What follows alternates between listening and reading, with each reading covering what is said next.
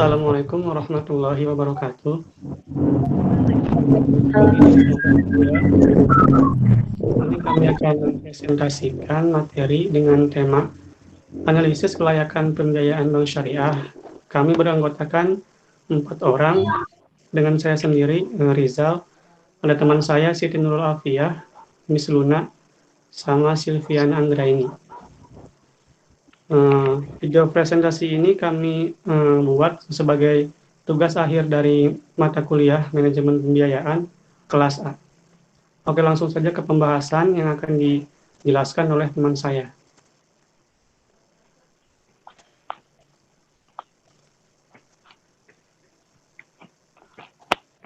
Baiklah, adapun pembahasan materi kami yang pertama yaitu pengertian analisa kelayakan pembiayaan.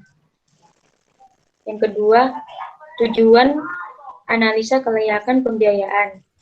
Yang ketiga, pendekatan dan instrumen analisa kelayakan pembiayaan. Yang keempat, prinsip analisa kelayakan pembiayaan. Yang kelima, prosedur dan aspek analisa kelayakan pembiayaan.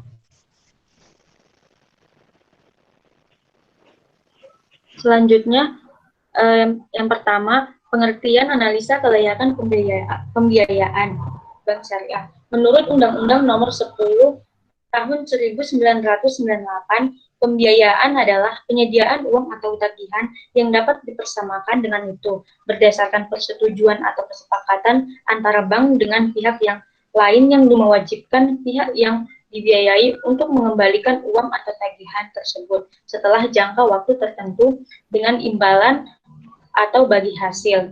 Analisa pembiayaan adalah menilai seberapa besar kemampuan dan kesediaan peminjam atau debitur mengembalikan pembiayaan yang mereka pinjam dan membayar margin keuntungan dan bagi hasil sesuai dengan isi perjanjian pembiayaan. Analisa kelayakan pembiayaan menurut undang-undang adalah di mana bank syariah dalam memberikan pembiayaan wajib mempunyai keyakinan berdasarkan analisis yang mendalam atas itikat dan kemampuan serta kesanggupan nasabah untuk mengembalikan pembiayaan dimaksud sesuai dengan perjanjian antara bank sebagai sohib amal dan nasabah sebagai mudharib. Dalam hubungan itu, bank syariah wajib memiliki dan menerapkan pedoman pembiayaan berdasarkan prinsip syariah sesuai dengan ketentuan yang diterapkan oleh Bank Indonesia.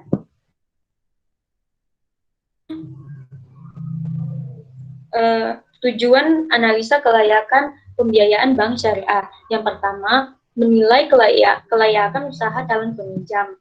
Yang kedua, menekan risiko akibat tidak terbayarnya pembiayaan.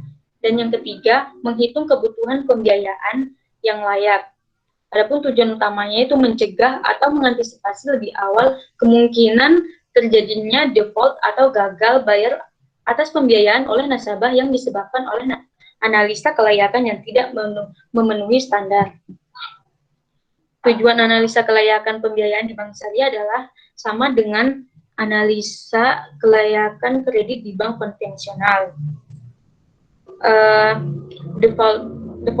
Default diartikan sebagai kegagalan nasabah dalam memenuhi kewajiban atas fasilitas pembiayaan yang telah diterima. Analisa kelayakan yang pembiayaan tidak hanya dilakukan kepada calon-calon nasabah walk-in customer, akan tetapi juga dilakukan kepada existing customer, yang hanya dilakukan kepada calon nasabah walk-in customer.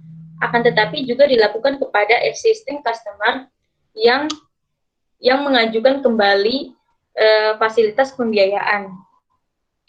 Kualitas analisa kelayakan pembiayaan yang memenuhi standar dan sistematis akan menghasilkan keputusan yang tepat bagi pihak syariah. Artinya, efektivitasnya pelaksanaan analisa kelayakan pembiayaan akan dapat memitigasi banyak risiko yang mungkin akan timbul. Sedangkan kurang efektifnya pelaksanaan analisa kelayakan pembiayaan akan menimbulkan risiko default.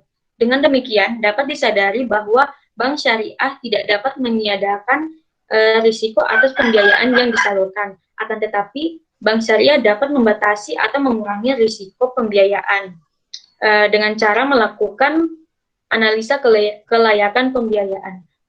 Kesimpulan yang dapat diambil bahwa tujuan analisa kelayakan pembiayaan bank syariah adalah untuk memperoleh gambaran yang jelas dan sesungguhnya data benar dan objektif terhadap kondisi mitra atau nasabah yang akan diberikan fasilitas pembiayaan.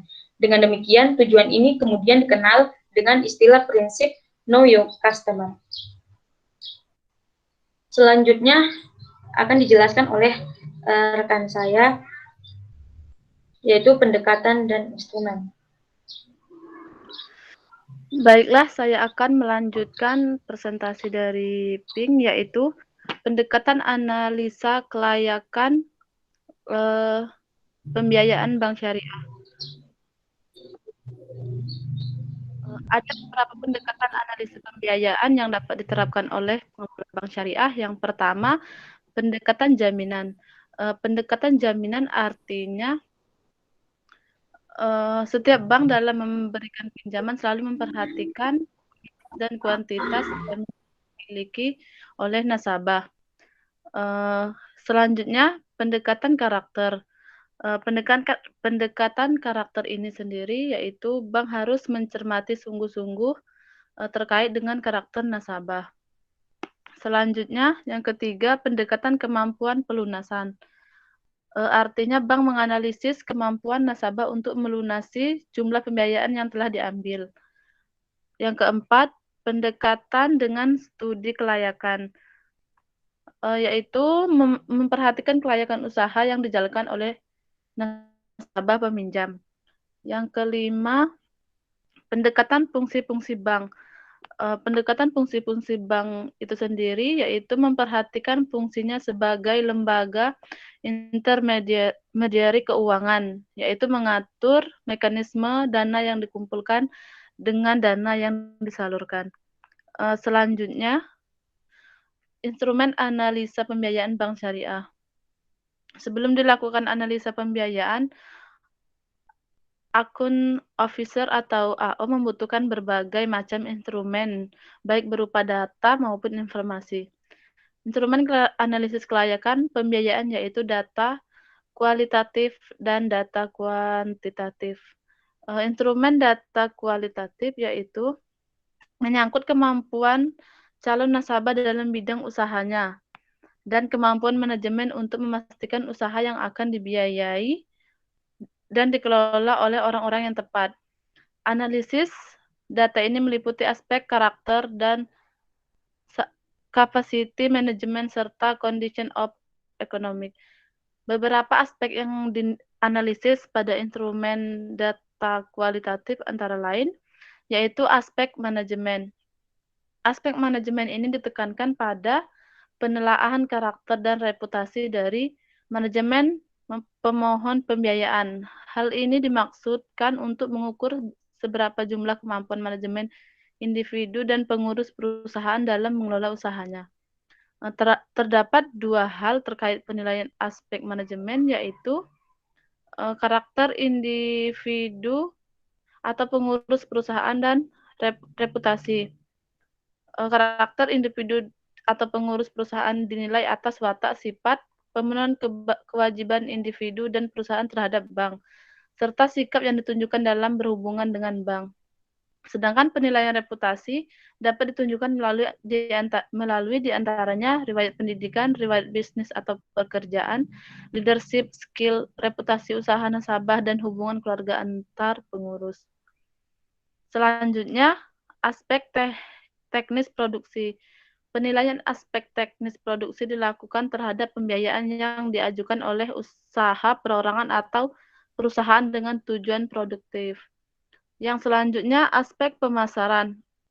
Aspek pemasaran ini lebih didasarkan pada kemampuan individu atau perusahaan dalam memasarkan barang, produksi, atau jasa dan hasil usahanya baik sekarang maupun yang akan direncanakan ke depan.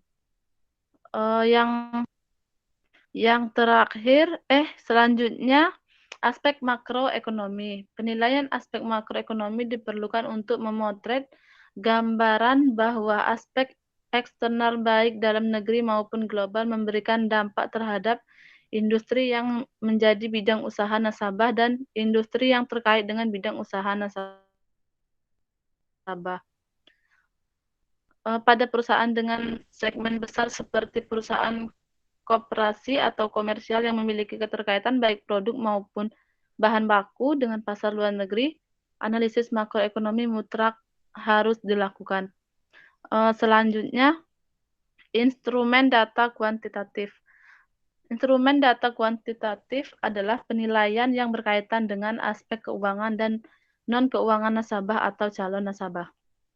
Analisis keuangan dan non-keuangan memegang peran penting dalam menjadi tolak ukur dalam analisis pembiayaan. Alat-alat ukur pada instrumen data kuantitatif untuk perusahaan korporasi atau komersial mencakup laporan raca, laporan laba rugi, laporan arus kas, laporan perubahan modal minimal 3 periode akuntansi terakhir. Analisis aspek keuangan untuk pembiayaan produktif sangat kecil tetap dilakukan, namun dengan formal yang lebih sederhana.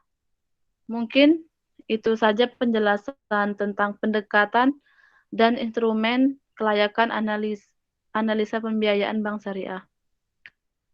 Selanjutnya akan dijelaskan oleh teman saya, yaitu Rizal. Dipersilakan.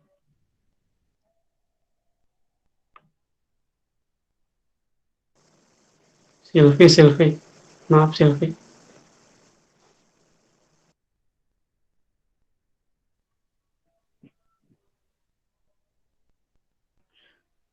Oh iya, kepada Mbak Silvi, dipersilakan.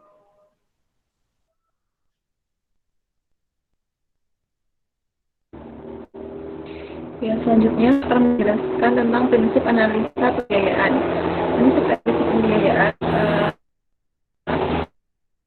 ada 5 yang dipakai. Yang pertama yaitu karakter. Karakter yaitu menganalisis nasabah dari segi kepribadiannya atau karakternya, seperti mencakup tingkah laku, sikap, dan emosi. Yang kedua ada capacity. Capacity yang dimaksud dalam penilaian analisa kelayakan pembiayaan adalah kemampuan calon nasabah untuk melunasi kewajiban atas fasilitas pembiayaan yang diterima. Dengan kata lain, analisis kelayakan capacity menggambarkan kondisi keuangan kemampuan nasabah untuk menjalankan usaha guna memperoleh laba yang diharapkan sehingga dapat mengembalikan pembiayaan yang diterima. Kemudian yang ketiga ada kapital. Kapital yang dimaksud adalah analisa kelayakan pembiayaan yang berkaitan dengan struktur modal yang dimiliki oleh calon nasabah. Penilaian terhadap kapital calon nasabah dapat dilakukan dengan melihat suatu neraca atau posisi keuangan pada tertentu. Yang kemudian ada condition. Condition yang dimaksud dalam analisa kelayakan pembiayaan adalah kondisi atau situasi ekonomi baik domestik maupun global, mempunyai pengaruh terhadap perkembangan usaha calon nasabah atau perusahaan. Konsep sebuah negara memiliki dampak terhadap sektor real, khususnya bidang usaha. Yang kelima ada kolateral. Kolateral dalam istilah sering disebut dengan agunan atau jaminan. Menurut sumber pembiayaan, agunan dan jaminan dibedakan. Agunan didefinisikan sebagai jaminan tambahan, baik berupa benda bergerak maupun benda tidak bergerak, yang diserahkan oleh pemilik agunan kepada bank syariah guna menjamin pelunasan kewajiban nasabah penerima fasilitas. Kemudian selanjutnya akan dijelaskan oleh Rizal.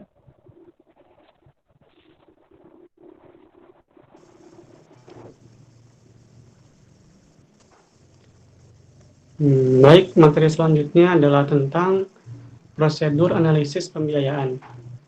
Dengan memperhatikan ketentuan umum manajemen pembiayaan di bank syariah, ada beberapa aspek yang perlu diperhatikan dalam prosedur analisis pembiayaan. Aspek-aspek penting dalam analisis pembiayaan sangat perlu dipahami oleh pengelola bank syariah.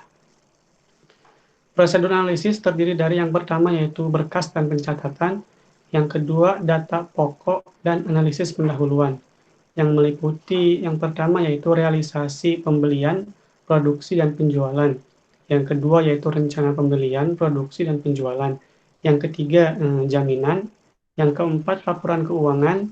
Yang kelima, data kualitatif dari calon debitur. Yang keenam, penelitian data. Yang ketujuh, penelitian atas realisasi usaha. Yang kedelapan, penelitian atas rencana usaha. Yang kesembilan, penelitian dan penilaian barang jaminan. Yang kesepuluh, laporan keuangan dan penelitiannya.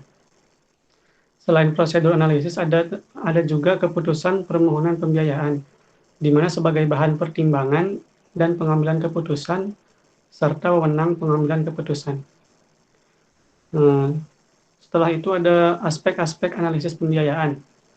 Berdasarkan prinsip pembiayaan, maka aspek-aspek yang perlu diperhatikan untuk memutuskan calon nasabah mana yang memiliki tingkat kelayakan untuk diberi pembiayaan, maka perlu dilakukan analisis terhadap aspek-aspek sebagai berikut.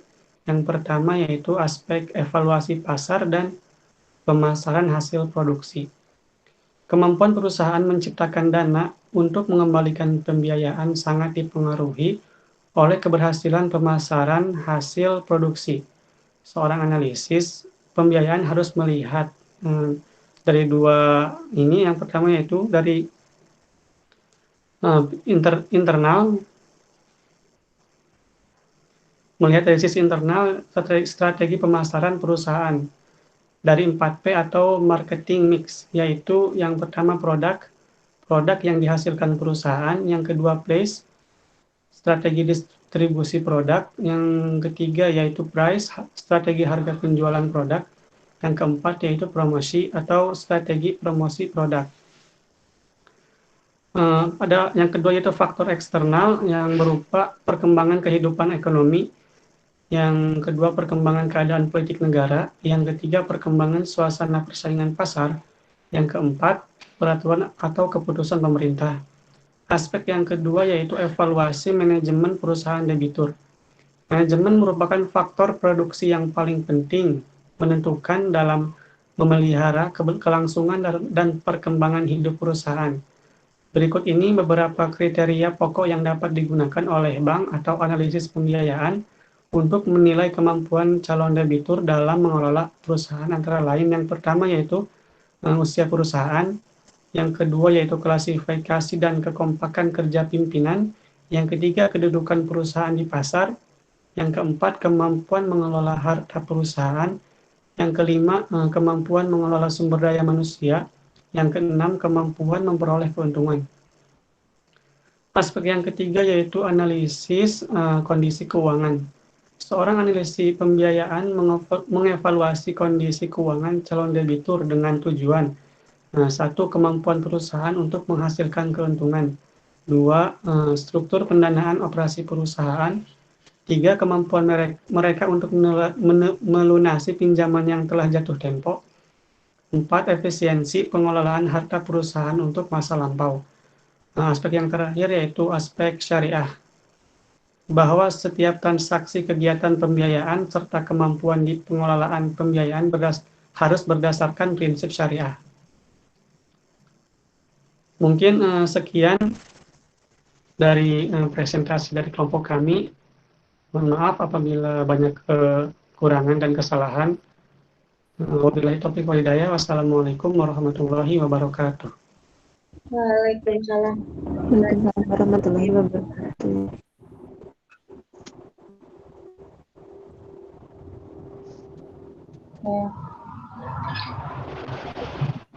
Adapun kesimpulan dari materi kami yaitu dalam melakukan evaluasi permintaan pembiayaan, seorang analisis pembiayaan akan meneliti berbagai faktor yang diperkirakan dapat mempengaruhi kemampuan dan kesediaan calon nasabah untuk memenuhi kewajiban kepada bank.